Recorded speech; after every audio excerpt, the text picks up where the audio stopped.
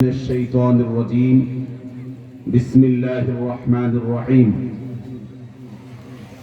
إياك نعبد وإياك نستعين اهدنا الصراط المستقيم صدق الله العظيم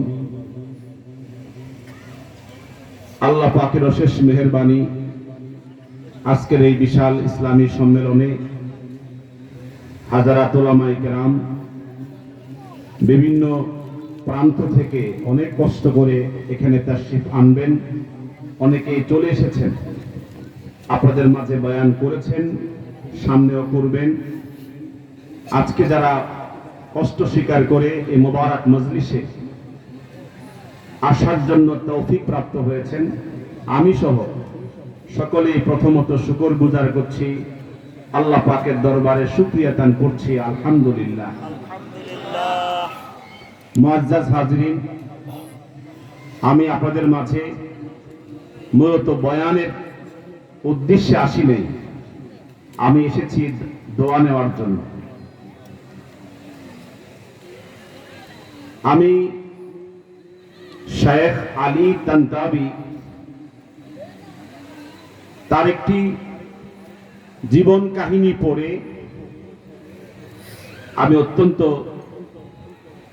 নিজের ভাবনায়, নিজের চিন্তায় একটা বিশাল রেখাপাত সৃষ্টি হয়েছিল। শেখ আলী তানতাবি একজন বিশ্ববিখ্যাত আলেম। তিনি একদিন কোরআনুল কারীমের ভিতর থেকে তার 27 বছরের জিন্দেগি হিসাব নিকাশ করার জন্য তিনি সরাসরি কোরআন কারীমের বাস্তব রূপ তার মধ্যে কতটুকু এসেছে সেটা হিসাব নিকাশের জন্য তিনি সূরাতুল বাকারার শুরু থেকে শেষ পর্যন্ত পড়ে এক জায়গায় এসে তিনি থমকে গেছে। আল্লাহ পাক বলেছেন, ইন্নাল্লাহা লা ইউহিব্বু খাওয়ানান আফীমা। আল্লাহ পাক ভালোবাসেন না, পছন্দ করেন না, আল্লাহ পাক ঘৃণা করেন, অপছন্দ করেন ওই বান্দাকে যে বান্দা বিশ্বাসঘাতকতা করে। কি করে? বিশ্বাসঘাতকতা করে। আফীমা, এবং যে বান্দা পাপী গুনাহগার, আল্লাহ পাক তাকে পছন্দ করেন না। কথাটা কার? সকলে বলেন না, কথাটা কার? তিনি থমকে গেছে। তিনি তখন নিজেকে কল্পনার জগতে হারিয়ে গেছে। তিনি ভাবলেন, আমি 27 বছর দাওয়াতের কাজে, ইলমে দ্বীনের কাজে যেই পরিমাণ পরিশ্রম করেছি, আমারও তো জীবনে অনেক বিশ্বাসঘাতকতা আছে, আমারও তো জীবনে অনেক পাপের কাজ আমার জীবনে সংগঠিত হয়েছে। সুতরাং এই আয়াত বলে আমি এখনো আল্লাহর কাছে প্রিয় হতে পারি নাই। আমার কথা বুঝতেছেন আপনারা? তখন তিনি ভাবলেন, মনে হয় এই আয়াত আমার পক্ষে আসে নাই, বিপক্ষে চলে গেছে, সামনে হয়তো বা কোনো আয়াত আমার পক্ষে আসবে।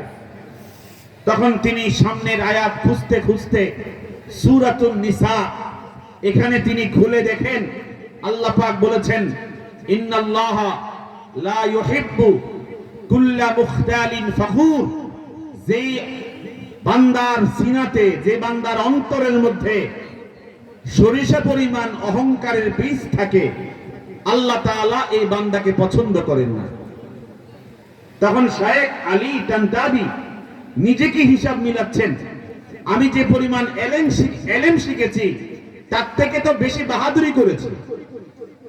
কথা বলেন, আমি যা শিখেছি তার থেকে বাহাদুরি বেশি প্রকাশ করেছি। আমাদের মাঠে ময়দানে এমনও আলেম আছে, ডাকাডাকি করে, কে আছো, কোন বাবার ছেলে আছো, আমার সামনে বসো। কথা বল না কেন? এরকম ডাক আমার মধ্যেও ছিল, খুব ডাকছি, কে আছো, আমার সামনে বসো। শেখ আলী তানতাবি বলেন, আমি 27 বছরের দাওয়াতের কাজে আর ইলমে দ্বীনের কাজে যেই পরিমাণ ডাকাডাকি করেছি, নিজের অহংকার প্রকাশ করেছি, তাতেই তো বোঝা যায় ইন্নাল্লাহা লা ইউহিব্বু কুল্লা মুখতালিন ফখুর। আল্লাহ পাক অহংকারীকে ভালোবাসেন না। আমি তো অহংকারীদের মধ্যে একজন। সুতরাং আমি আলেম নামে, যদিও আমি আলেম নামে বিখ্যাত, কিন্তু আমি অহংকারী হওয়ার কারণে এই আয়াত মোতাবেক আমি আল্লাহর পছন্দনীয় হতে পারি নাই।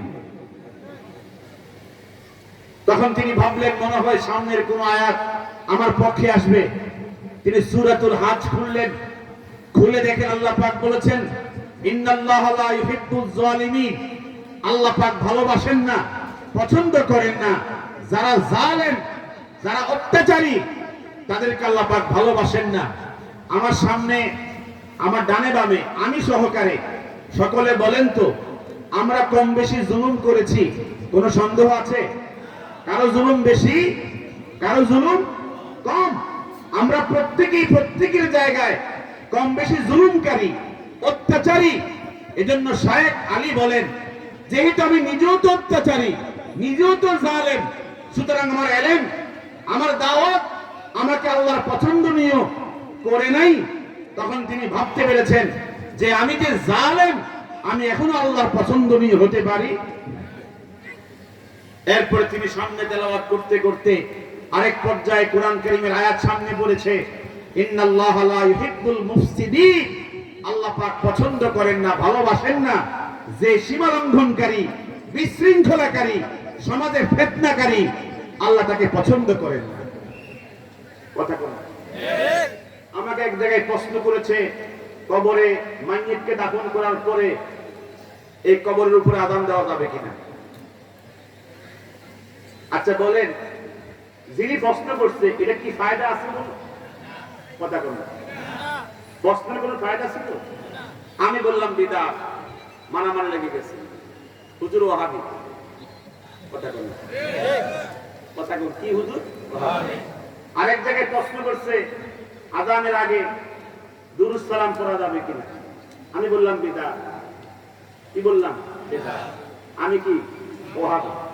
এজন্য ভাবলাম আর জীবনেও কোন প্রশ্ন জবাব দিতাম না। কথা কোন জবাব দিলে কি হয়ে যায়? ওয়াহাবি হয়ে যায়। এখন ওয়াহাবি আর সুন্নি লাগে কি মারামারি, দোষকার। কথা কোন না দোষকার, নিজের কোনো দোষ নাই, দোষ হুজুরের সব। অথচ এই সমস্ত বিষয় নিয়ে কোন আলোচনা, কোন প্রশ্ন করা, কোন জবাব শোনার প্রয়োজন আছে? কথা কোন না আছে?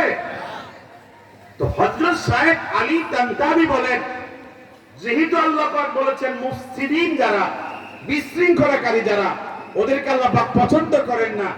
আমারও তো জীবন অনেক বিশৃঙ্খলা আছে, সুতরাং শায়েখ আলী তানতাবী বলেছেন আমি কোরআন কারীমের 40টা আয়াত দেখে দেখে আমার জীবনের সাথে মিলাইছি, একটা আয়াত আমার পক্ষে আসলো না, সমস্ত আয়াতগুলো আমার বিপক্ষে চলে গেল। জবান খুলে কর নাউজুবিল্লাহ। কথা বুঝতেছেন আমার? সর্বশেষ ওই রাত্রে শায়েখ আলী তানতাবী বলেন আমি তাহাজ্জুদ পড়ে মুসলার মধ্যে বসে বসে তন্দ্রাচ্ছন্ন অবস্থায় আল্লাহর পক্ষ থেকে একটা বিশেষ অনুগ্রহ প্রাপ্ত হলাম।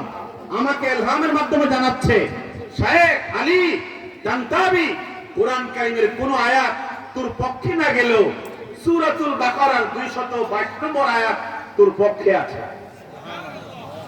সূরা বাকারার কত নম্বর আয়াত? 222 নম্বর আয়াত।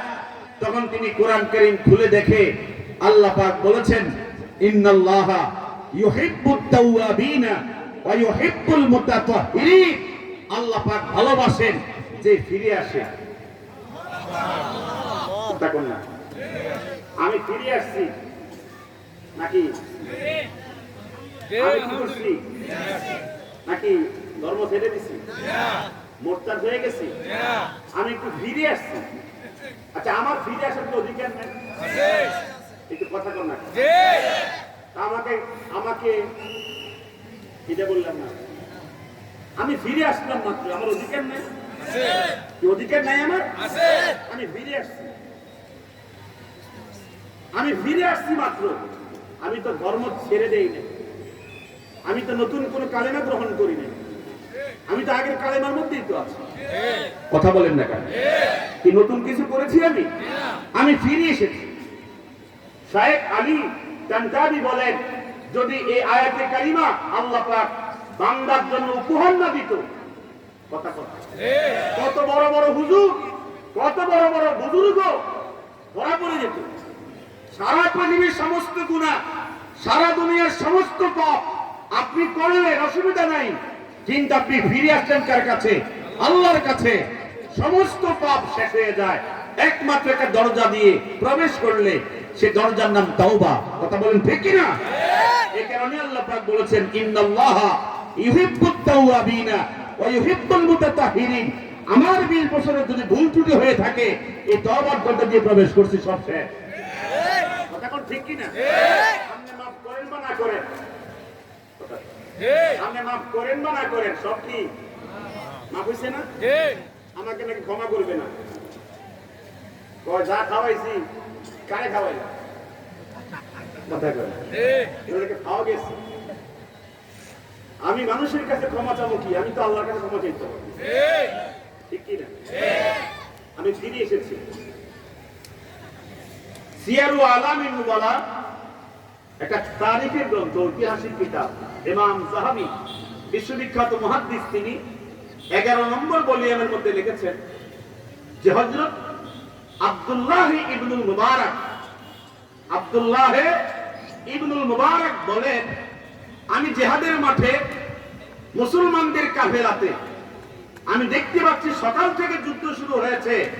আমাদের মুসলিম শিবিরে সবচেয়ে সাহসী, সবচেয়ে বীর পুরুষ যারা, তাদের মধ্যে 5 জন গেছে, 5 মিনিট টিকছে না। কয় মিনিট টিকছে না? এই 5 জন কাফেরদের মধ্য থেকে সবচেয়ে বড় বীর পুরুষ যে, তার সামনে গিয়া 500 জন কে গেছে, শহীদ হয়ে গেছে। তখন মুসলমানদের কাফেলার মধ্যে সিদ্ধান্ত হয়েছে, আর যুদ্ধ আমরা চালায়া যাব না, আমরা বিরতি নেব, আমরা পরাজয় স্বীকার করব। কারণ এই মুহূর্তে আর এমন কোন বীর পুরুষ নাই যে সামনে গিয়ে কাফেরের সামনে দাঁড়াবে। যখন এই সিদ্ধান্ত অবতীর্ণ হচ্ছে, তখন আব্দুল্লাহ ইবনুল মুবারক বলছেন, তোমরা সিদ্ধান্ত নিও না, আমিও তো একজন আছি। সুবহানাল্লাহ, আস্তে করে জোরে বলেন, আমিও তো মৌলবী একজন আছি। তখন তারা বলে উঠলো, আপনি লক্ষ লক্ষ হাদিসের হাফেজ, আপনি চলে গিয়া যুদ্ধের মাঠে গিয়া শহীদ হয়ে গেলে লক্ষ লক্ষ হাদিসের খ্যাতমত কি হয়ে যাবে? বন্ধ হয়ে যাবে, নাম আমরা আপনাকে দিব না। তখন তিনি বললেন, তোমাদের হিসাব নিকাশ তোমাদের সাথে, আর আমার হিসাব নিকাশ আমার। কি বলেন ঠিক কিনা?